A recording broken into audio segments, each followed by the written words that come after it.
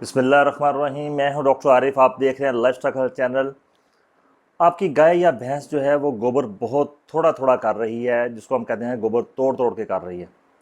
गोबर करते वक्त ज़ोर लगाती है, गोबर बहुत कम कर रही है। गोबर की जो मिकदार है वो पूरी नहीं फेंक रही।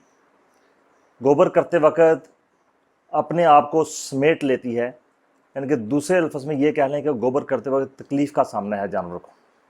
जानवर का जो गोबर है वो बहुत ज़्यादा खुश्क है। गोबर के ऊपर जो है वो म्यूकस लगी हुई है। गोबर के साथ हल्का हल्का ब्लड आता है, लेकिन गोबर सख्त है। ऐसी सूरत जब पैदा होती है तो जानवर चारा बहुत कम खाता है, दूध कम कर देता है, गोश्त कम कर देता है। ऐसी सूरत हाल को हम कहते हैं कि जानवरों को कब्ज़ हो गई है, यानी कॉन्स्टिपेशन हो गई है। अब कब्ज़ और कॉन्स्टिपेशन का जो लफ्ज़ है ये छोटा नहीं है कि मैग्नीशियम सल्फेट दे दिया या लिक्विड पैराफिन दे दिया और जानवर जो है वो ठीक हो गया, ऐसा नहीं है बिल्कुल। जो गोबर जो ना करने की वजूहत हैं कि जो जानवर गोबर जो है वो थोड़ा थोड़ा कर रहा है, गोबर की जो पूरी मिकदार है वो नहीं फेंक रहा, गोबर 10-10 घंटे के बाद कर रहा है, तो इसकी काफ़ी सारी वजूहत हैं। इलाज मुआवजा करने से पहले जो है वजूहत का जानना बहुत ज़रूरी है, और वजूहत के बाद आपके साथ जो इसका इलाज मुआवजा एक बहुत ही मखसूस किस्म का जो नुस्खा है वो आपके साथ शेयर किया जाएगा, जो उसको आप किसी भी केस में इस्तेमाल करेंगे तो इंशाल्लाह शफा होगी। अगर हम इसकी वजूहत पर आ जाएँ तो सबसे पहले हम देखें कि वो वाले जानवर इसमें ज़्यादा मुतासर होते हैं जिनकी उम्र ज़्यादा होती है, जिनका चौथा पाँचवा छठा जो है वो छठी मिल्किंग चल रही है, इनके सुआ उसका जो है चौथा पाँचवा चल रहा है। ये वो वाले जानवर हैं जो एक ही जगह पर बंधे रहते हैं, वहीं पर इनको चारा पानी मिलता है, इनको फिरने की जगह इनके लिए बहुत कम है। ये ऐसा हमारे यहाँ उन फार्मर्स के हजरात के साथ होता है जिन्होंने 3-4 जानवर रखे हैं, लेकिन जगह बहुत तंग है, वहीं जानवर बंधे हुए हैं। तो आहिस्ता आहिस्ता जानवर है जो उसकी आदत बन जाए, हैबिचुअल हो जाता है, क्योंकि इंटेस्टाइन की जो मूवमेंट है, जो अंतड़ियों की जो लगातार मूवमेंट है वो बहुत कम हो जाती है। इस तरह वो जानवर जो कि बाहर कम खुलते हैं, एक ही जगह पर चारा खाते हैं, उनमें ये मसला बहुत ज़्यादा आता है। जो जानवर बाहर खुलते हैं उनमें ये प्रॉब्लम नहीं आती। इस तरह सर्दियों का मौसम है तो जानवर पानी जो है वो बहुत कम पी रहा है, इनको जो आदत आपने नहीं डाली हुई जानवरों को पानी पिलाने की या पानी पीने की, इनके सर्दियों में भी हमें जानवरों को 3 मरतबा पानी देना चाहिए। अगर जानवर पानी बहुत ज़्यादा कम पी रहा है तो फिर भी जानवरों के साथ ये वाला मसला आ जाएगा। इस तरह गर्मियों के मौसम में चूँकि गर्मी बहुत ज़्यादा होती है, अगर आपने समझा कि ये सर्दियों की तरह इसको 2 या 3 मरतबा ही पानी देना है हमने, तो ऐसा नहीं है। जो भी मौसम मर्जी हो, ख़ास तौर पे गर्मियों का, जानवरों को पानी पिलाने का जो तरीकाकार है वो दिन में 4 से 5 मरतबा उसको पानी पिलाना है। बेहतर यही है उसको फ्री कर दे कि जब उसका जी चाहे जानवर खुला हो वो पानी पिए। अगली जो वजह आ जाती है वो ये है कि जानवरों को पिछली हड्डी जो पेल्विक रीजन की होती है, इनके जो जहाँ पर गोबर और पेशाब वाली जगह उसके ऊपर जो हड्डियाँ हैं, अगर वो वाली हड्डी कहीं फ्रैक्चर हो गया है या पिछली टांगों कहीं फ्रैक्चर और हड्डियाँ टूट गई हैं, ऐसी सूरत हाल में भी जानवर जो है वो गोबर करने में बहुत ज़्यादा मुश्किल उसको पेश आती है, तकलीफ़ का सामना करता है, गोबर वो थोड़ा थोड़ा करता है। इस तरह जानवरों की जो अंतड़ियाँ हैं अगर वो ब्लॉक हो गई हैं, उनको इंटुसप्शन हो गया, अंतड़ी के अंदर अंतड़ी चली गई है, या अंतड़ी के ऊपर अंतड़ी चढ़ गई है, या अंतड़ी को मरोड़ी आ गई है, फिर भी जानवर जो है वो गोबर बहुत कम करता है, या बल्कि बाज़ सूरत हाल में तो गोबर बिल्कुल भी नहीं करता। ये भी आपने चेक कर लेना है। उसके बाद हम आ जाते हैं कि जानवरों को अगर आपने एंटीबायोटिक्स की थेरेपी जो है बहुत ज़्यादा दे दी है, जैसे कि सल्फर ड्रग आपने बहुत ज़्यादा इस्तेमाल की है, फिर भी जानवरों को जो है ये कॉन्स्टिपेशन का, कब्ज़ का मसला बन जाता है, या आप 3-4 मेडिसिन एक ही तरह की इसको इस्तेमाल करके और काफ़ी 3-4 दिनों तक जो है वो इस्तेमाल करते हैं, फिर भी जानवर में गोबर का मसला आ जाता है। इस तरह अगर जानवर में कैल्शियम की बहुत ज़्यादा शदीद कमी है और वो लगातार रहती है, फिर भी जो इंटेस्टाइन की अंतड़ी की मूवमेंट है वो सही तरह काम नहीं करती, और जानवर जो है वो गोबर जो है वो सख्त करना शुरू हो जाता है, देर देर से गोबर करता है, गोबर खुल के नहीं करता।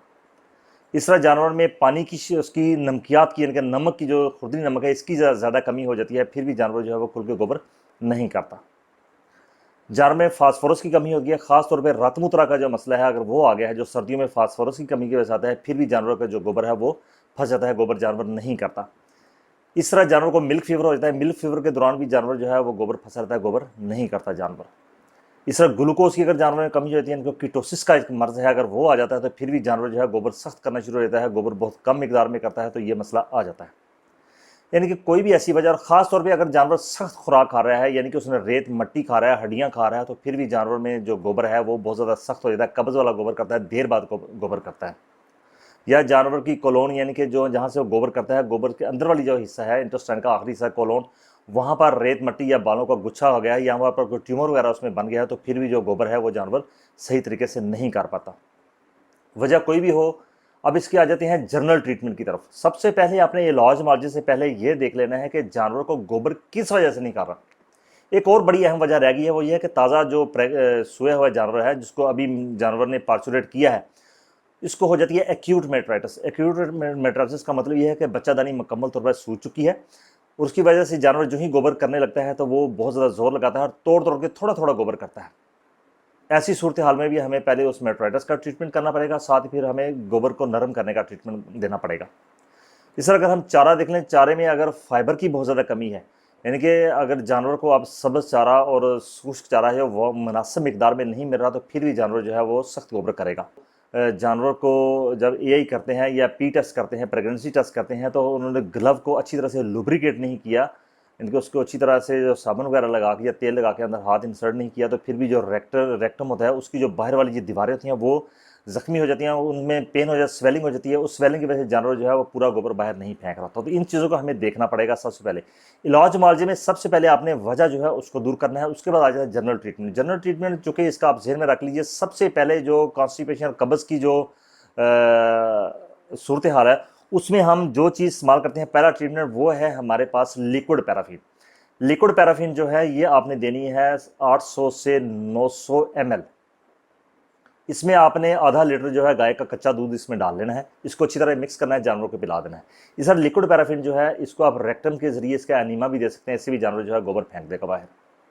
उसके बाद इसकी अगली ट्रीटमेंट आ जाती है कि जानवर को आपने कैल्शियम देनी है। कैल्शियम जो है वो उस सूरत में हमेशा आप देंगे जब जानवर जो है चारा भी खा रहा है, जगाली भी खा रहा है, फिर आप कैल्शियम जैसे कि मिल्फोन-सी है, इसको आप आईवी भी लगा सकते हैं, सबकट भी लगा सकते हैं। कैल्शियम को आप मुंह के रास्ते भी दे सकते हैं। इसके बाद आ जाएंगे मल्टीविटामिन।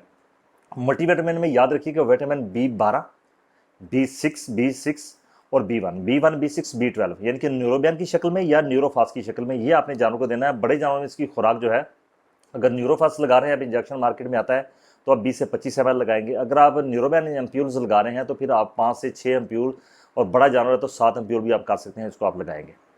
आईवी इंट्रावीनस आप इसको फ्लूइड थेरेपी भी इसकी करेंगे, यानी कि इसको डेक्स्ट्रोसलाइन की 2 ड्रिप्स जो है वो भी देंगे, ताकि अंतरियाँ जो हो उनकी हरकत जो है वो बहाल हो जाए। इसके बाद आ जाते हैं जानवरों को, अगर जानवर का लिवर ख़राब है, जिगर ख़राब है, जिगर ख़राब होने की वजह से बाइल जो है वो बहुत कम बनती है, इसकी वजह से भी कॉन्स्टिपेशन होती है, इसके लिए आप इंजेक्शन हेपागन यूज़ करेंगे। हेपागन 40 से 50 ml 2 दिन आप यूज़ करेंगे, इससे भी बहुत ज़्यादा अफाका हो जाता है। अब आ जाते हैं इसके स्टैंडर्ड ट्रीटमेंट की तरफ। इसमें आप रिपीट कर लूँ कि मैग्नीशियम सल्फेट है, जो ये आपने 300 से 350 ग्राम, 400 ग्राम तक ये इसको कर सकते हैं, बल्कि 500 ग्राम तक भी कर सकते हैं बड़े जानवरों में।